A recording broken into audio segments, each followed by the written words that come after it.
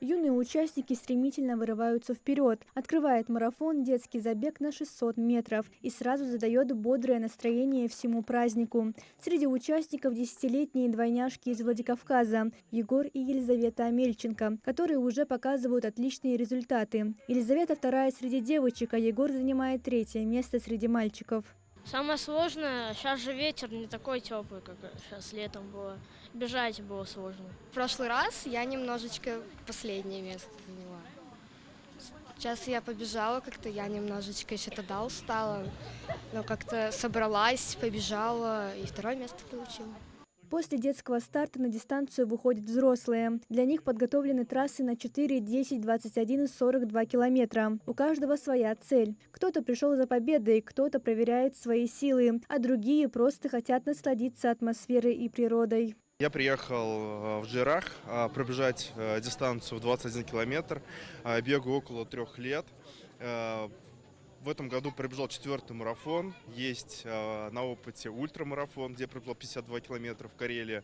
Друзья позвали приехать в Джейрах, посмотреть еще местность, пробежать марафон. Вот поэтому я здесь.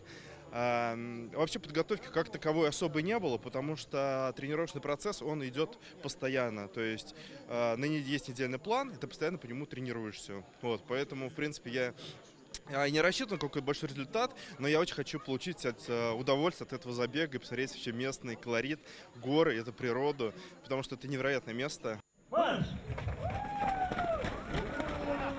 Первым на дистанции 4 километра финиширует один из самых опытных участников – Ислам Магомедов из Каспийска. Ему скоро исполнится 50 лет. Он по-прежнему полон энергии. Не так давно Ислам участвовал в суточном марафоне, а сегодня вновь показывает отличный результат. Я уже много лет участвую.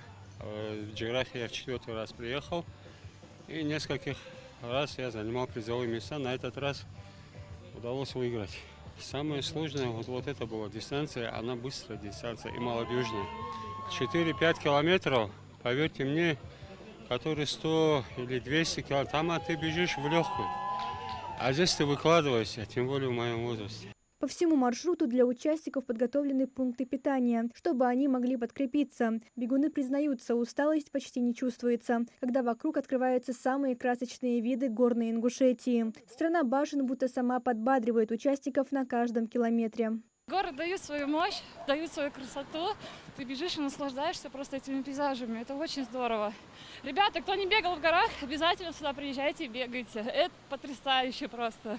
В забеге на 10 километров победу среди женщин одерживает Екатерина Архангельская из Екатеринбурга, а среди мужчин Вячеслав Тягунов. На дистанции 21 километр первой к финишу среди женщин пришла Елена Сабаева из Москвы, а среди мужчин Алексей Катышев из Екатеринбурга. Самую протяженную дистанцию марафона 42 километра покорили Ирина Петрова из Костромы и Артем Майоров из Белгорода. Марафон Джейрах снова стал спортивным праздником, на этот раз объединившим более 230 участников из 37 регионов страны и подарившим незабываемые эмоции. Мария Амбата, Магаз 24.